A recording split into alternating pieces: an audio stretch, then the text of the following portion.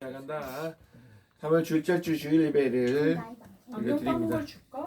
응, 나이가 손을 많은가 잘 닦고. 봐. 기스나. 시작합시다. 기스 다니는 건 옛날에 딴 거 했었어. 나이가 되게 많겠네. 네, 자,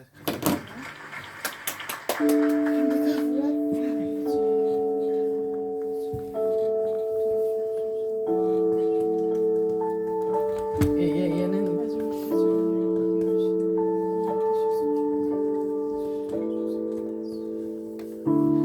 이제 합심하여 우리 예배를 합시다.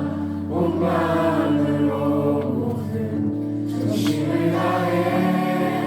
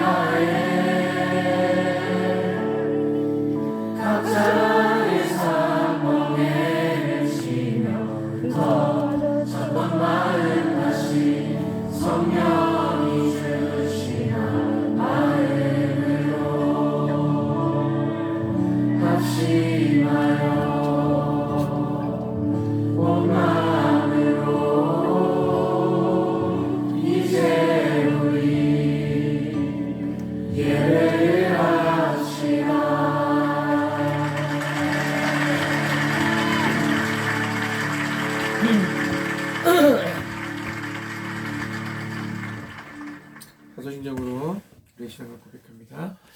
나는 전능하신 아버지 하나님 천지의 창조주를 믿습니다. 나는 그의 유일하신 아들 우리 주 예수 그리스도를 믿습니다. 그는 성령으로 잉태되어 동정녀 마리아에게서 나시고 본디오 빌라도에게 고난을 받아 십자가에 못 박혀 죽으시고 장사된 지 사흘 만에 죽은 자 가운데서 다시 살아나셨으며 하늘에 오르시어 전능하신 아버지 하나님 우편에 앉아 계시다가 거기로부터 살아있는 자와 죽은 자를 심판하러 오십니다. 나는 성령을 믿으며 거룩한 공교회와 성도의 교제와 죄를 용서받는 것과 몸의 부활과 영생을 믿습니다. 아멘. 성도의 삶 찬양하시고 주원이 기도해 주세요.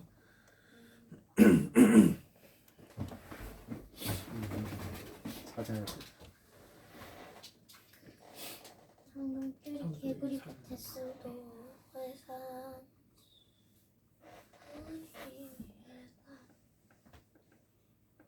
눈치 안 챙기나 광고 새끼.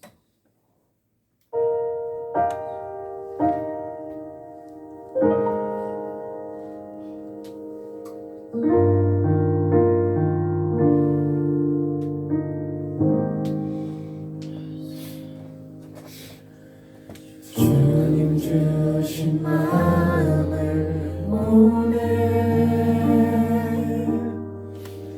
자신을 온전히 내주신 주 서주신 내 모든 마음 우리에게 쏟으셨네 참 깊은 그 사랑 주님 주신 마음을 기네 한 사람도 놓지 않으신 주 쏟으신 사랑으로 우리 성도로 부르셨네 참 귀한 그 사랑 이제 그 사랑을 배워가며 주님 안에 서로를 볼 때에 함께 든든히 주님의 길 따라 살 수 있다는 것이 참 감사하다. 주님 주신 마음을 기네 한 사람도 놓지 않으신 주 쏟으신 사랑으로 우리 성도로 부르셨네 참 귀한 그 사랑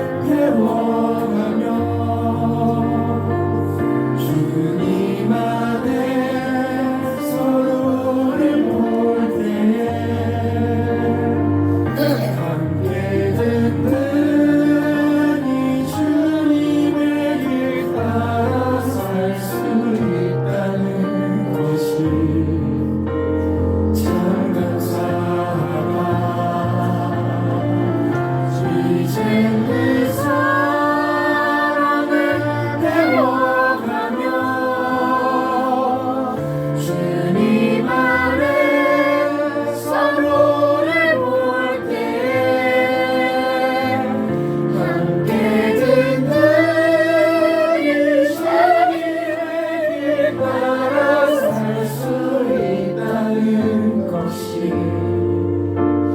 참 감사하다.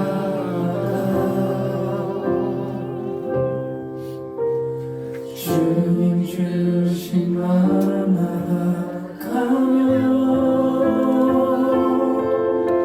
함께 할 때 서로를 믿어주고 보이지 않아도 서로를 위해 기도하며 함께하는 이것이 성도의 삶, 우리의 삶, 이것이 우리의 삶.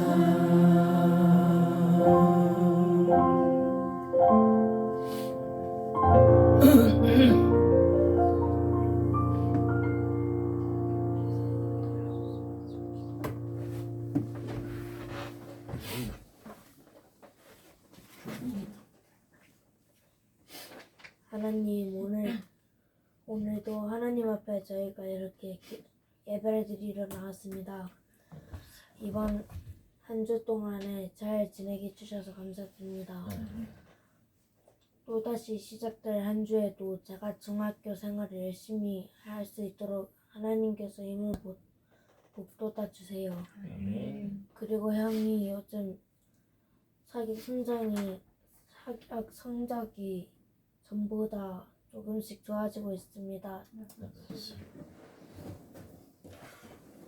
형이 그렇게 노력하는 만큼 하나님께서 형에게 좋은 성과를 줄 수 있도록 힘을 보태어 주세요. 그리고 주아가 아직 남평초에 다니고 제가 중학교로 올라가게 되니까 주아 혼자만 남평초로 다니고 있습니다. 제가 없더라도 주아가 초등학교 생활 열심히 잘할 수 있도록 도와주세요. 그리고 엄마께서 몸이 편찮으셔가지고 오늘 예정되었던 명륜이 취소되었으나 엄마께서 꼭 몸이 회복되셔서 다음 주에는 저희와 함께 명륜 가가지고 즐거운 시간 보낼 수 있도록 해주세요. 그리고 아빠께서 요즘 사회생활을 요즘 열심히 노인들을 만나고 계십니다. 그분들을 즐겁게 해주시고 그런 게 아빠께서 하시는 일인데 그 일을 아빠께서 힘들지 않고 오히려 더 힘을 내서 더 많이 해가지고 아빠께서 그 보람을 더욱더 느낄 수 있도록 하나님께서 힘을 보태주세요. 그리고 할머니께서 요즘 나이를 들어가시면서 할머니도 점차 몸이 안 좋아지고 계십니다. 할머니께서 오래오래 사셔가지고 저희와 더 많은 추억을 쌓고서 돌아가게 해주세요. 예수님의 이름으로 기도드렸습니다. 아멘. 아멘.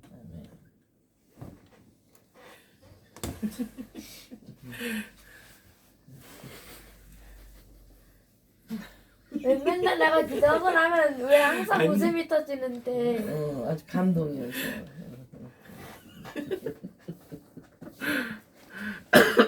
할머니 글쎄. 건강해. 자, 호시야 우리 왜 맨날 나만 지금 기도하고 나면 왜 편안하게 맨날 하자. 웃음이 나지? 아니 왜 나만 모르는 건데? 아니 감동이어서 그렇다. 아니 아이고 이거를 제가 미리 안 감동이래. 해가지고 좀. 오늘은 호세야 할 거예요. 호세야. 보세요. 처음 듣는 것 같아. 호세야 누군지 알아? 몰라요.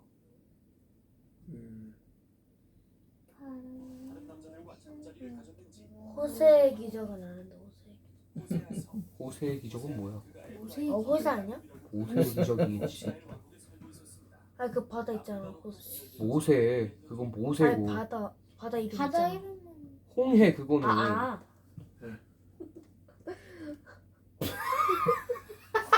보자. 근데 이거 좀 야. 심각한데요? 보면 알지. 귀엽다고요? 호세아게요.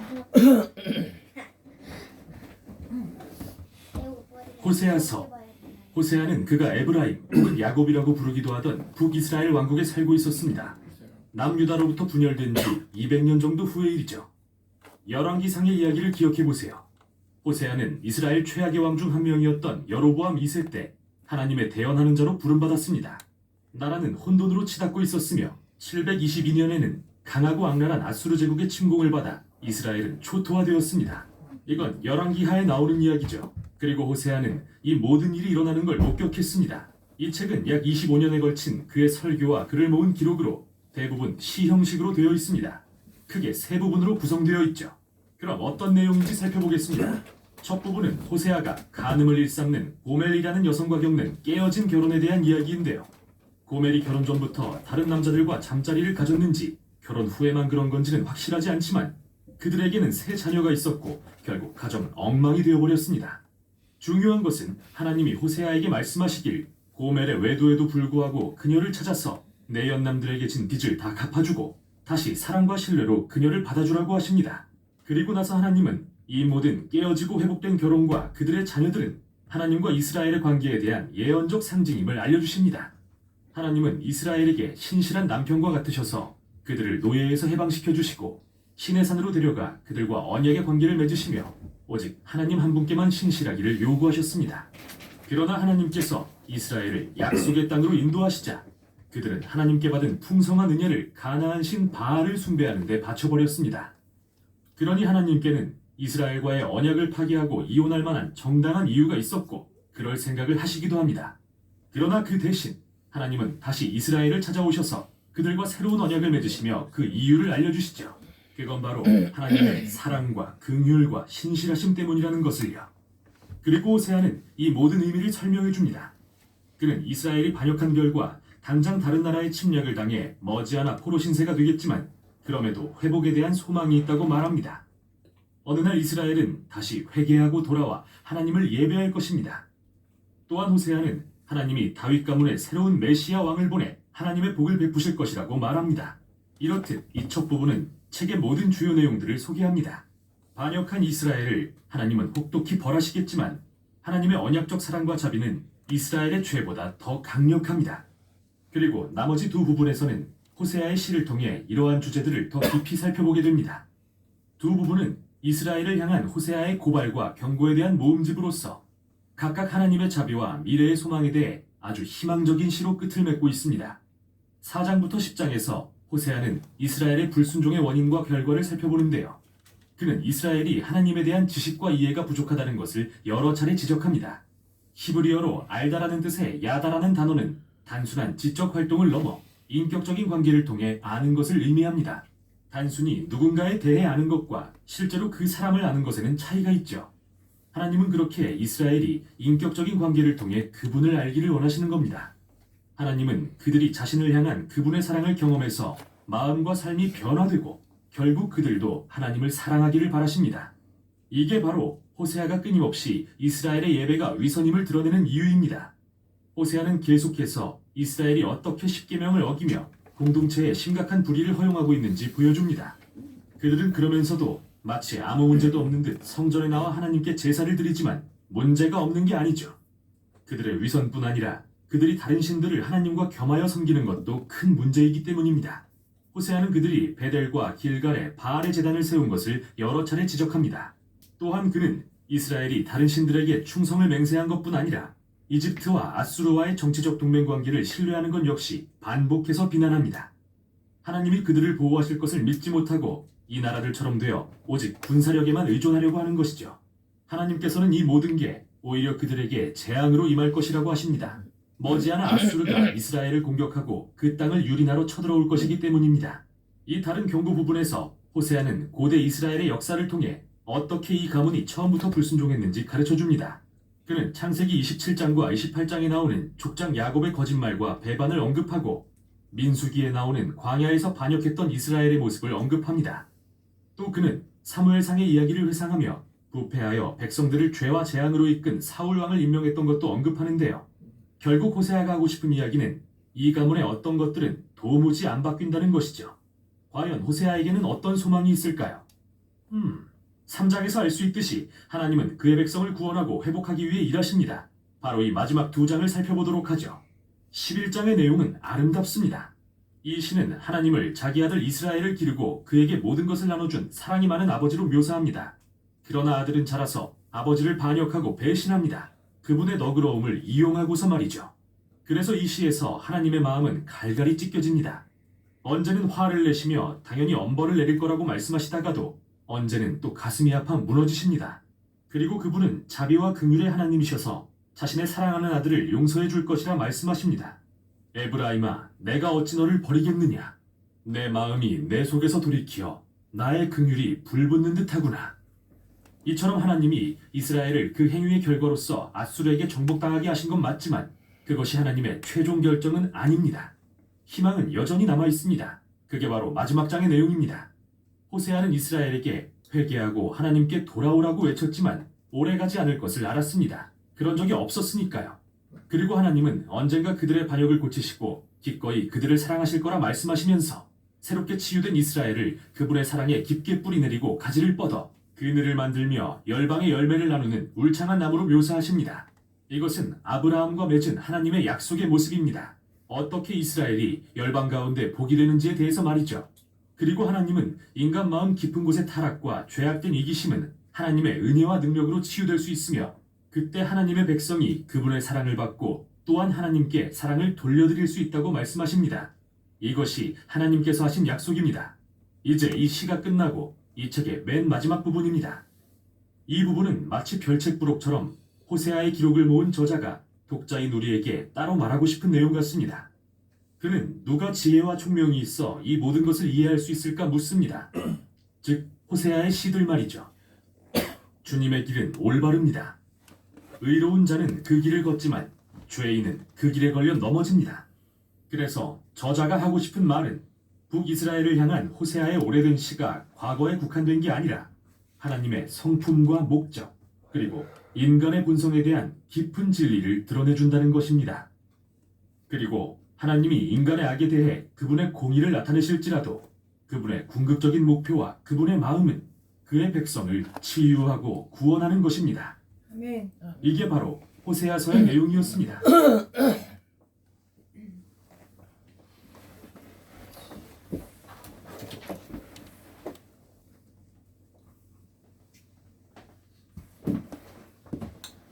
오늘은 사무엘하 12장 1절에서 14절 말씀입니다. 쉬운 성경으로 되시니까 이해하기 쉬울 겁니다. 한 절씩 돌아가면서 읽습니다. 여호와께서 나단을 다윗에게 보내셨습니다. 나단은 다윗에게 가서 이렇게 말했습니다. 어떤 성에 두 사람이 있었습니다. 한 사람은 부자였고 다른 사람은 가난했습니다. 부자에게는 양과 소가 아주 많았습니다. 하지만 가난한 사람에게는 사서 키우기는 어린 암양 한 마리밖에 없었습니다. 가난한 사람은 그 양을 먹여 길렀습니다. 양은 가난한 사람의 아이들과 함께 자랐습니다.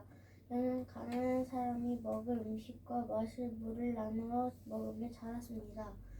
양은 가난한 사람의 팔에서 잠을 잤습니다. 양은 가난한 사람에게 마치 딸과도 같았습니다.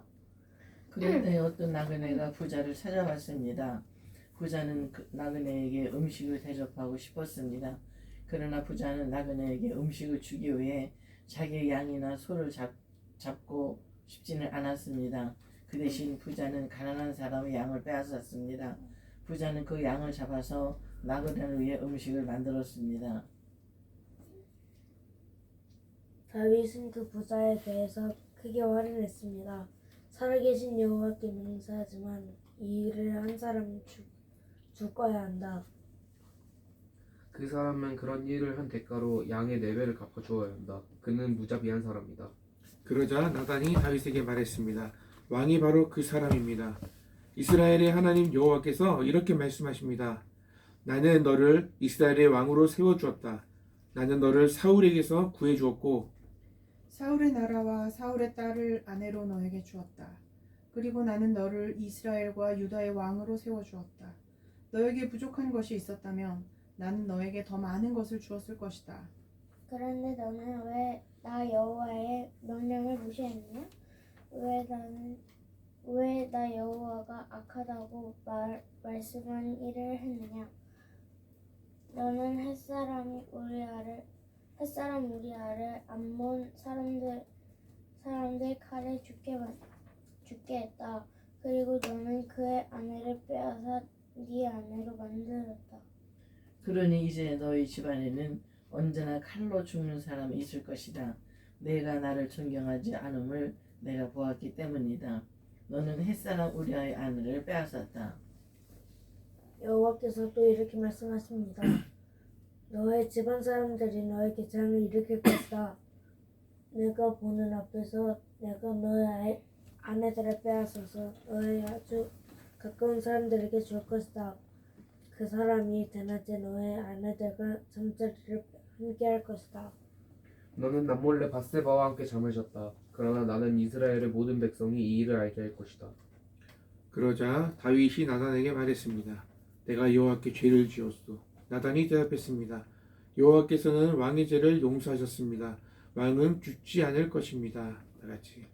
그러나 왕이 한 일 때문에 여호와의 원수들이 여호와를 경멸하고 모욕할 기회를 주었으니 왕위에서 태어난 아기는 죽게 될 것입니다. 아멘. 오늘 말씀의 제목은 내가 여호와께 죄를 지었습니다. 내가 여호와께 죄를 지었습니다. 따라해 볼게요. 시작. 내가 여호와께 죄를 지었습니다. 우리가 하나님을 믿고 그리스도인이고 하나님 말씀에 순종하면서 살아가지만 하나님을 신뢰하지만 그래도 우리가 가장 어려운 게 있다면 내 죄를 고백하는 거예요. 하나님 앞에 고백하는 게 그렇게 어려워요. 하나님께서 다윗의 삶을 통해서 우리에게 많은 교훈을 주시죠.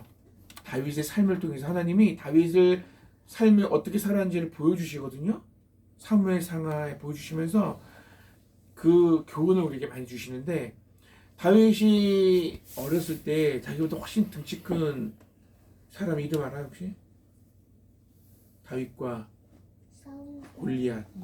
골리앗인 사람을 무찌르는 장면을 우리가 기억하죠. 하나님 어린 아이가 이스라엘 백성들도 그 사람을 보고 벌벌 떨어서 아무도 싸우러 나가지 않았는데 여호와 하나님을 자신의 하나님의 군대를 모욕한다는 이유만으로 열기 받아가지고 내가 저 새끼를 내가 죽여버리겠습니다 라고 나가는 사람이 다윗이거든요. 하나님을 신뢰했고 하나님을 사랑했기 때문에 하나님이 모욕당하는 것을 볼 수가 없어요. 그리고 나갔고 다윗은 진짜로 저 골리앗을 이길 거라고 생각했어요. 놀랍죠. 모두가 두려워하는 골리앗을 다윗은 이길 수 있다고 생각했어요. 어떻게 그런 믿음이 생겼을까? 하나님의 능력을 알았죠. 하나님이 가만두지 않을 거라는 거 알았을 것 같아요. 이 사건은 하나님의 능력을 의지하는 사람들에게 하나님께서 함께 하신다는 말씀이거든요. 오늘 이 말씀은 아니지만 다윗은 작은 돌을 가지고 저 거대한 적을 쓰러뜨렸습니다. 골리앗을 쓰러뜨렸습니다. 마찬가지로 우리에게도 그리스도인들, 저와 여러분들에게도 위기가 찾아왔을 때 하나님을 신뢰하면 돼요. 아멘. 하나님을 신뢰하면 내가 저 이길 수 있어가 아니고 거기까지 안 가도 돼. 하나님이 하실 거다. 아멘. 하나님이 이 모든 문제를 해결하신다는 믿음이 있으면 우리는 그냥 복문 하나님을 찬양합니다. 그러나 다윗의 삶에서 더 중요한 사건이 있는데 그것이 바로 오늘 읽은 말씀입니다. 젊을 때 하나님을 신뢰했고 믿었고 무찔렀던 그의 행적보다 더 대단한 것이 뭐냐면 자신의 죄를 고백한 사건이에요. 놀랍죠. 하나님 앞에 다윗이 죄를 인정하고 회개하는 모습.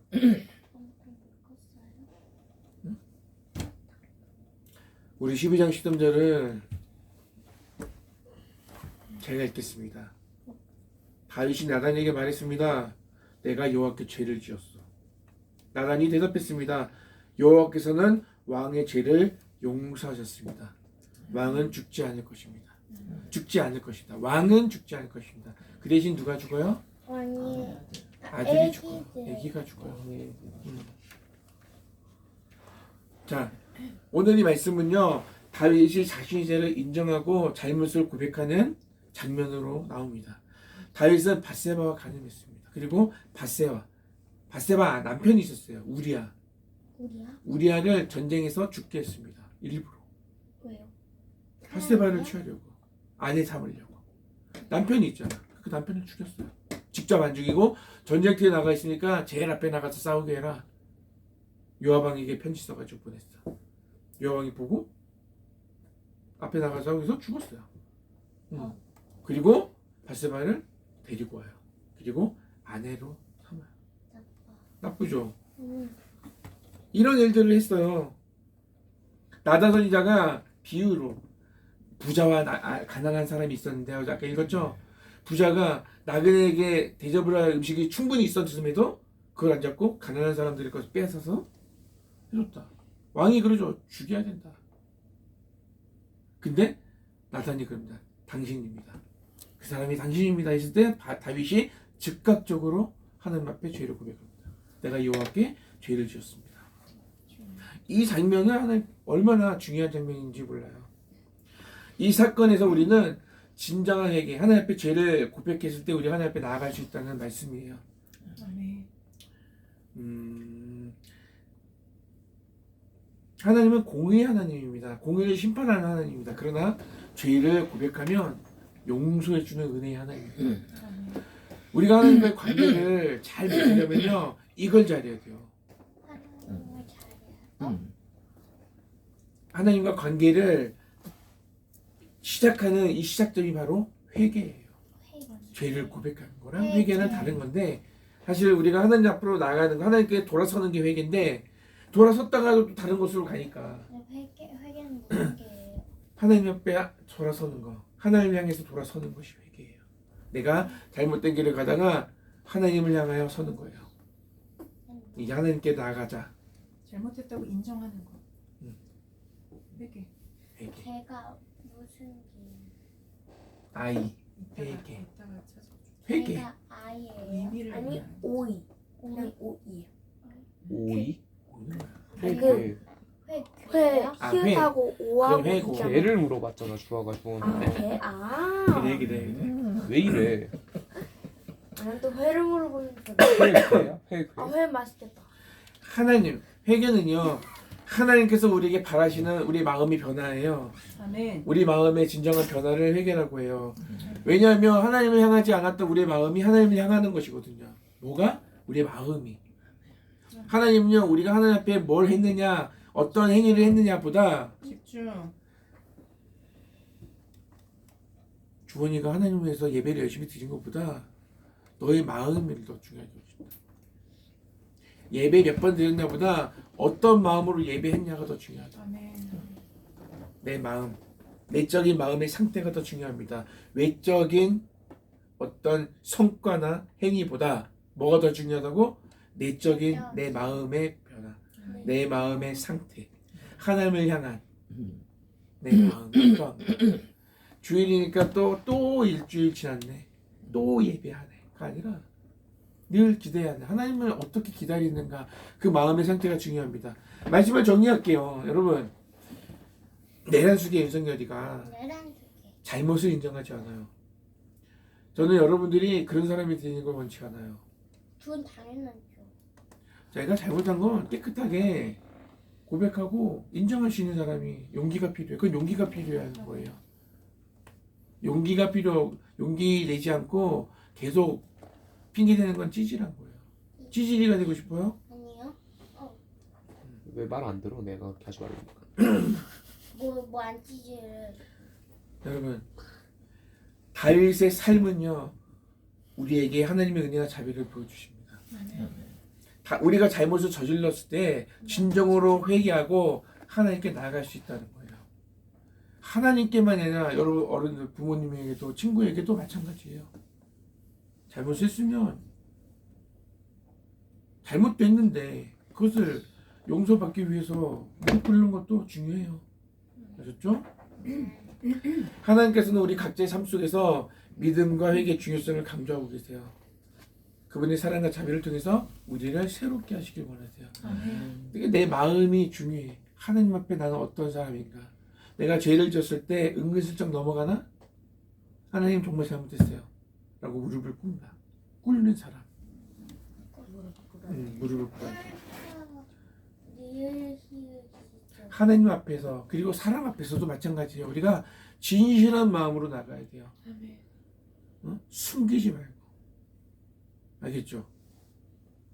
투명해. 하나님 앞에서 사람 앞에서 진실해야 돼요. 다윗의 얘기를 통해서 우리는 죄를 인정하고 회개하는 것이 얼마나 중요한지를 알아야 돼요. 하나님이 다윗의 삶을 통해서 정말 보여주고 싶었던 것은 그의 용맹이나 그의 용기나 그의 믿음이나 이런 게 아니라 그가 하나님 앞에 무릎 꿇는 자라는 거예요. 왕이에요. 충분히 숨길 수 있어요. 그렇지 않겠어요? 근데 나단이 그 얘기했을 때 나단을 죽이지 않고 하나님 앞에 인정했단 말이야. 무릎 꿇고 내가 죄를 졌다. 그때 즉각적으로 하나님 앞에 회개했을 때 즉각적으로 하나님께서 용서해 주신단 말이에요.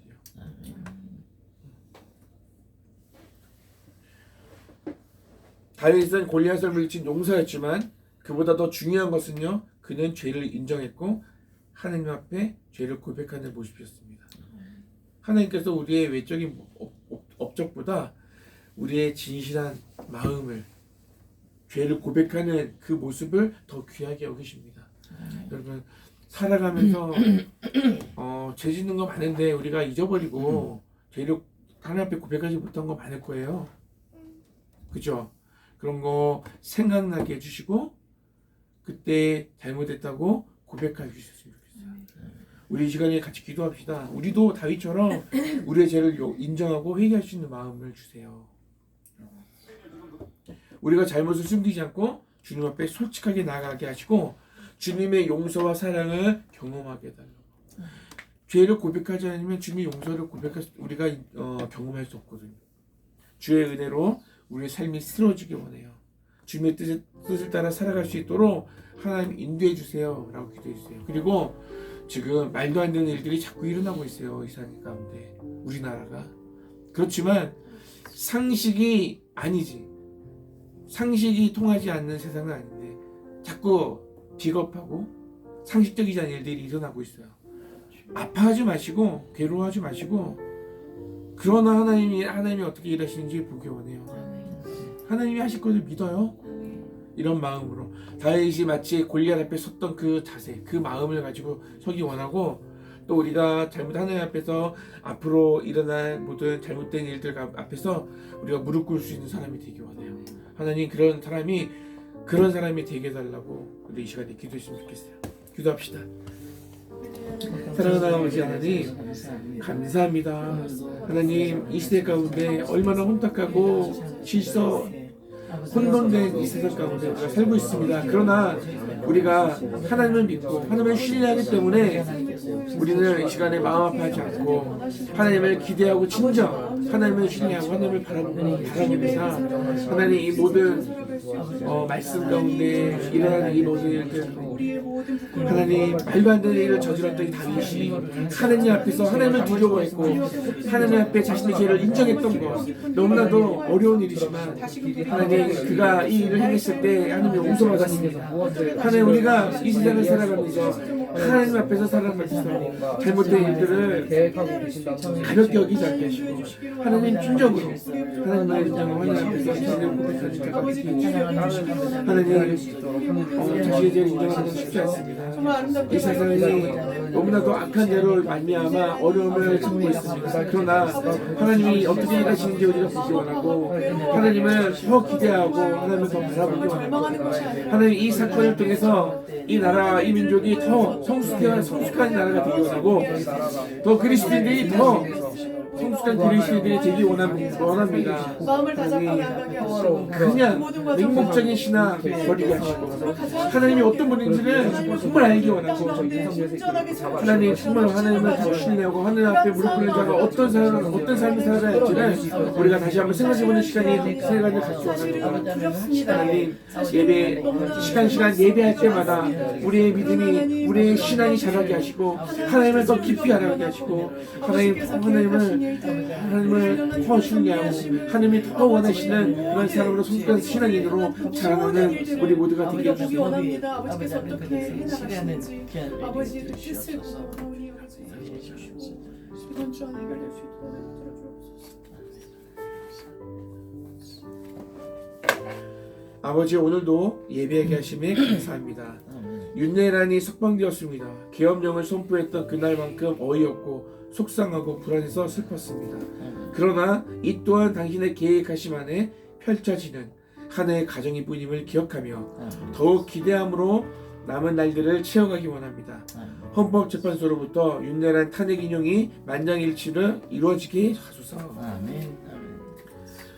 하나님, 우리 엄마 컨디션이 안 좋으셔서 명륜이 취소됐는데 다음 주에는 컨디션 좋아지게 해주세요. 그래서 명륜도 가게 해주세요. 고기 굽는 거 알아서 굽고 싶었는데 다음 주에 구워야 하네. 사랑하는 아버지 하나님, 지난 한 주간도 불안과 갈등 속에서 또 오직 하나님 열심히 일하심만 믿고 바라보게 하셔서 진심으로 감사드립니다. 그 믿음 잃지 않고 꼭 잡고 가게 하시고 이 나라 이 민족을 하나님 아버지께서 계획하신 대로 인도해 주실 것을 굳게 믿고 힘차게 살아가게 하시옵소서. 마지막에 정의가 승리하게 하실 줄 믿습니다. 아멘. 하느님 아버지 감사합니다. 계약 이후에 좋은 나날들 보내게 해주셔서 감사합니다. 이번 달에 제가 좋은 감각을 익혀서 3월 말에 있는 대회에서 성과가 있게 해주세요.